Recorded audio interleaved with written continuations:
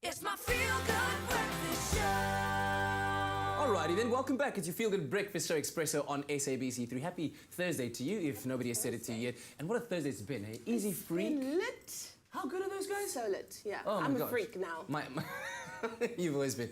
But anyway, listen, on the 2nd of August, we acknowledged World Overshoot Day, or Ecological Debt Day, which is a day every year where scientists calculate whether we've exceeded the ecological resources that the planet has to offer.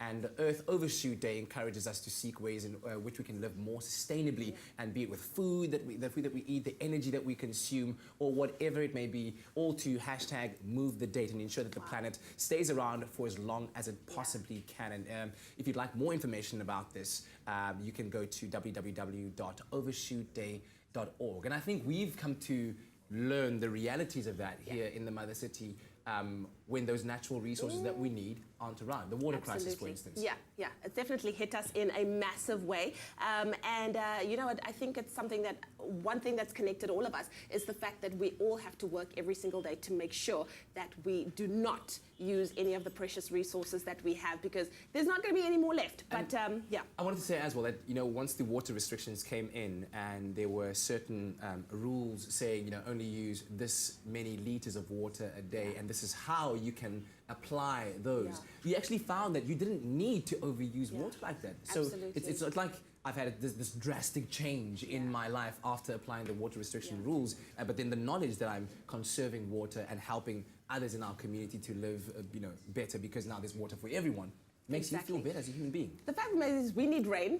Cape Town is pretty hot. And there's a headline that was the hottest July in history. Perhaps it's the effect of our carbon footprint, but according to researchers at NASA, we've just experienced the hottest July on record in 137 years. So this is crazy stuff. Even looking at this map right here down, you know, in Cape Town, you have a look, that's about literally in the last quadrant of that scale. And there was a time as well when we were all commenting in the studio the fact that this is probably the hottest winter we've ever experienced, because on some winter mornings you'd walk in and thered literally be a warm breeze just blowing in. I know, it's crazy, and we have like 1 month of winter left, so we need rain. We do not need these hot temperatures. Talking about something else that's also quite scary is the fact that there's a missing lion in Zululand. So we of course are still missing. The Izimvelo wildlife rangers are hard at work with trying to track the lion, but so far no luck. If you are from the KZN area, and we just want to say, please proceed with caution. This is a wild animal. If you do come across a big cat, don't pet it, please. You need to call the Izimvelo Rangers, and here is a number for you, 072-430-0390, or any alternate numbers below. So once again, that number, 021, or rather, no, that's our number. Yeah. But yeah, you can definitely... It's on the screen. It's on our screen, so you definitely give them a call. Yeah, because you can imagine that a lot of people might be very fascinated when they walk around and they hear, ooh, and you know, when you hear things like that, and also don't hang out the side of your window, you know, to get a closer look, because they're really fast and they're agile and they can get you. They're wild animals. They're wild animals, so do respect them. And we'll carry on our conversation regarding all things wild and wonderful, and we'd like you to give us a call with all of your eco and wildlife related questions on 0214309881. Drop us a comment on Twitter and Facebook. We'll be talking about all the lizards in the world and what it's like to actually adopt these wonderful creatures as pets. But why? If you can handle it. It's my feel-good breakfast show. All right, well, you can hear all kinds of things crawling around. It's because there's more than one thing crawling around. Let me bring you into the picture of what's happening here. Earlier this week, on the 14th of August, the world acknowledged International Lizard Day to highlight the importance of lizards in our ecosystem. Now, today we're going to take a closer look at these reptilian subspecies and learn more about their feeding habits in the wild and what it's like to actually adopt one of these as a pet. And to answer these questions, we have Tim from the Cape Town Snake Park and Bjorn from the Reptile Garden, two veritable experts on all things reptile, and two guys that are just very, very comfortable with these creatures. Thanks for entertaining us, I guess, and educating us on these wonderful creatures. I guess the first question I want to find out about is, because you guys work so much with them, you must have an abundance of knowledge about them. I hear that reptiles, and especially lizards, are quite sensitive to population. What's their environment preference like? Okay, well, I mean, you find reptiles in so many different habitats and biomes throughout the world. So, obviously, near human civilization, and that there are problems, especially with things like domestic cats. Yes. They can obviously take on a lot of lizards and birds and things like that. So, your populations around domestic housing and electric fencing, those are all problems. Yeah. But otherwise, there's good populations.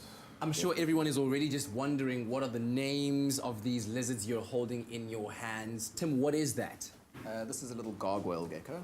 A little gargoyle gecko. And the gargoyle gecko likes to jump a lot. Yeah, it seems so, yeah. Is that its primary way of moving across vast plains, if you will? Where does it come from? These little guys are from New Caledonia. And yeah, they can live a long time, about 15, 20 years. Yes. And they jump to elude predators and things like that. This one's a little hefty. She likes her pudding. So, but yeah. Look at that beautiful thing move. The eyes are most fascinating. What do you have there in your hand, Bjorn? This is an armadillo lizard, which is endemic to Just hold it nice Peru. and still there so we can... Okay, so in the Peru. Yeah, so these guys defend themselves by biting onto their tail. So then they're in a full circle and they've got all these massive spikes sticking out. If you wouldn't mind just turning it a bit this way so that camera over there can see it, because you've got to see. Look at that. That is absolutely beautiful. Yeah. And when you placed this big boy on the table, I nearly jumped out of my skin and over that balcony, because you did it kind of so, oh, there he is. But he's a massive boy. What do we call him? This is a bearded dragon that's from Australia. Yes? His name is Spike. And it's very chilled, but unfortunately these are illegal in the Western Cape. Yes. A lot of people wanting to keep them as pets because they are very docile and things like that, but they can lay 30 eggs in a clutch 3 times a year, so that's 90 babies, and they are a potential threat. We're not quite sure, but that's why we're not allowed them in the Western Cape. Yeah. So in Joburg, Durban, different legislation, you're allowed to keep them. You can go into a pet shop and get one. Okay. Well, we'll talk a bit more about that, and especially some of the more common lizards you're likely to find in your own backyard. In the meantime, if you have a fascination or an interest, maybe even a question or a comment to make about this topic of lizards, give us a call on 021 430 9881. I'm not quite sure whether I'm brave enough to touch any one of these yet, but I'll need to suck up the courage a bit later on. Thanks, man. It's my feel-good breakfast show. Welcome back to your Feel Good Breakfast Expresso on SABC3 as we go into the wild, and we are talking all things lizards. If you've ever been interested in lizards, give us a call on 021 430 9881. I'm keeping a very stern look on my face because I'm trying to not let my fears come out. Why is it that people are so scared of lizards, or most people are scared of lizards? I think Tim can answer that. We were talking about it earlier. There's a lot of myths and legends regarding lizards. There's a lot of people, there's certain people that believe that all sorts of superstitions, like a leghorn monitor lizard can put its tongue down your nose and suck out your brains, so you lose your memories from the day before. And there's certain things saying, like if a chameleon looks in your eyes, that it can make you sterile as a man. And these are all just old myths that, you know, young children hearing these things, they believe them for the rest of their life, and they, for some reason, stay scared. And in your hand there, what do you hold? This is a little African fat-tailed gecko. Obvious why, if you have a look at his tail. In the wild, they wouldn't usually look like this. He's an albino. Yeah, they're usually a lot more sort of brown and much more dull than this. And I'm assuming that the kinds of lizards that you're holding right now, these aren't lizards that you'll find in your back garden. No, all of these are exotics. Yes. Yeah. That looks like something from Avatar. What is that? This is a plume basilisk, also known as the Jesus Christ lizard, the one that runs on water. Oh, not because people go, Jesus Christ, when they see it. Because they run on water. No, because they've got a specially adapted little fin piece that sits off of the toes, which captures an air pocket. And when they force that air pocket into the water, it gives them enough tension to run on. Yeah. So it's very good for eluding predators and that. While you go off, because I know that you need to go and fetch a little friend or 2 friends, you can go right ahead. Alrighty. Tim, how easy is it to keep lizards as pets, and what are the things that you need to be aware of when you're doing that? Firstly, if you want to keep a lizard as a pet in South Africa, every province has different laws of nature conservation. So obviously familiarise yourself. There's a reason for the legislation, and if you're not allowed to keep them in a certain place, don't keep them there. There's a good reason for that. Secondly, you should if you want to get yourself a pet, make sure you're getting it because you want that pet. You're not getting it just because it's going to be a novelty that's going to wear off in 5 minutes, like a young puppy 6 months down the line. Yeah. You've got to make sure that you're committed to it, and you have to understand that lizards, there's no real you have to use real sunlight. There's things, UVB bulbs, all these sort of things that you can use for keeping these animals, but there's no substitute for actual sunlight. My golly gosh. Okay, all right. Say hello to my little friend, Bjorn. This is Gizmo, and he's an iguana. Comes from South America. Oh, wow. So eats a lot of greens and veggies and stuff. So this is what the male will show, and then they use it as a display for courting and also to show that they're the main man around there. Yeah. And then these shields are also a display and protection for fighting and things like that. Are they always so calm? No, the thing is he's nice and calm now, but he's also quite cool. So early morning he's got to still warm up. A lot of people think this will make such a nice, cool pet, but a lot of the time they can actually turn on their owners. And he might eat greens, but he's got needle-sharp teeth that will go down to your bone if he gets you. Okay. So, and they also use this tail as a whip to keep you away. My word. My word. Yeah, it's mostly the males which get a bit frustrated certain times of the year. I'm assuming that's the biggest one that you have. Yeah, we've got a monitor lizards as well. Sort of fall in the same family as your Komodo dragon. Yeah.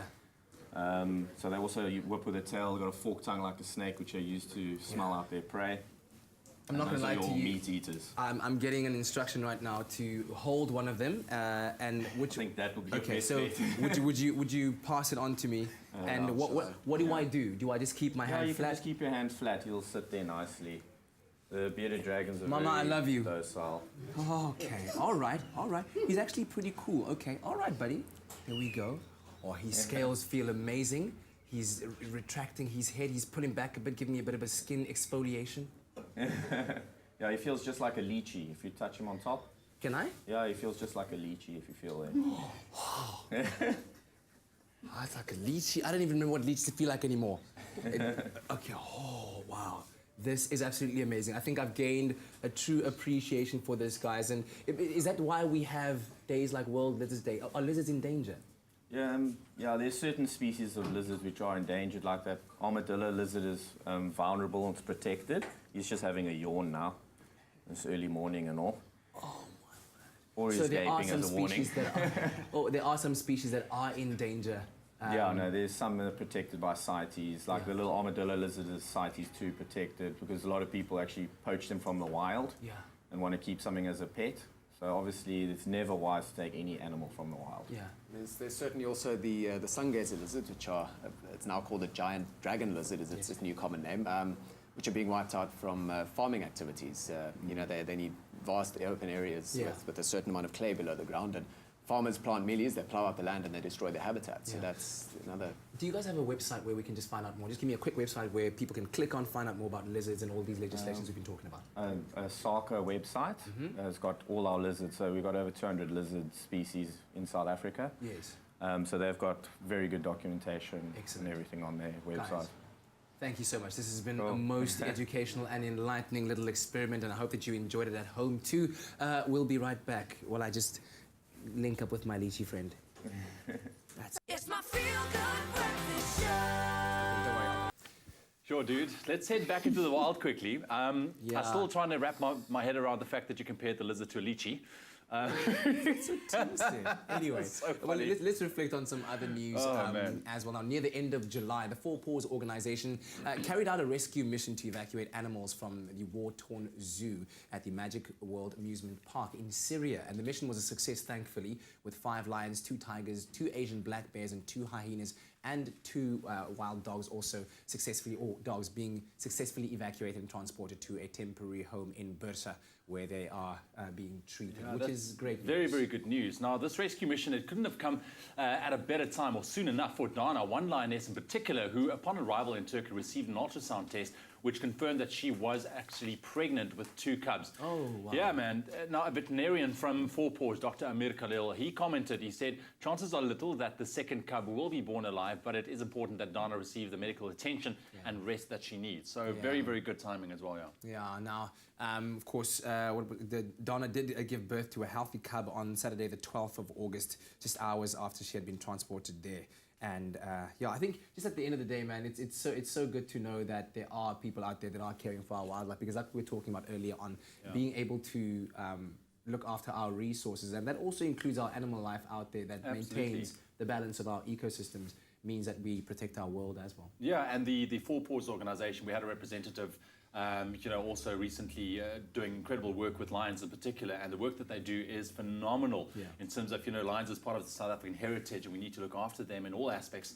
So I think, if you can support FOUR PAWS, and we can visit them four-paws.co.za, check out what they're doing and see also how you can get involved and help. Yeah, I was wondering if it's possible, because our friends Bjorn and Tim did bring us a monitor lizard, and I'm wondering if we have time to actually see it at all.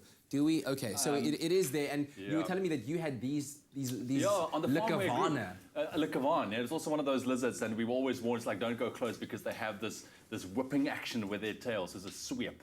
But it's, look, I've never seen one before, but it's basically like a Komodo dragon. Like Komodos are a bit more bulky, I think, and that kind of thing. These guys are a bit more streamlined and so forth. But yeah, I don't think you want to hold it. No, okay, I certainly don't. But he's bringing it across, and I just want him to show us what this. Bring it on, Bjorn. Get in here quickly. Bjorn is so kind, and he's so gentle with these creatures that you just want to stand here in the middle here. And this is and he seems comfortable, man. Okay, he just whipped his tail a little bit. Wow, no, watch the tail. Wow, look at this. So, like you were saying, they had these on the farm, right? If you find one of these on the farm, do you have a microphone? Can we bring one in for him? Because I want to find out what people should do if they should find one of these on the farm or somewhere out there in the wild. Yeah, I mean, if you come across one of these, it's obviously best just to leave them alone. Yeah. I mean, if they're in a residential area, there's snake catchers and things. There's even a snake catchers app now, which you can download, and it gives you all the snake catchers in South Africa. Okay. So obviously if you come across one of these, give it space, because it's going to hiss as a warning like snakes would do. It'll use its tail as a whip to ward you off, and they can hit you pretty hard. Yeah. And if one of these happens to bite you, they hold on. Yeah. They can hold on for half an hour. Their teeth will go down to your bone. And if they go into a death roll like a crocodile, you can say goodbye to your fingers. Oh, fair enough. Fair warning. Okay. Bjorn, thanks so much. Thank you very much. To you and your team for bringing these wonderful creatures here to our Feel Good studios. Feel good indeed. Feel good indeed.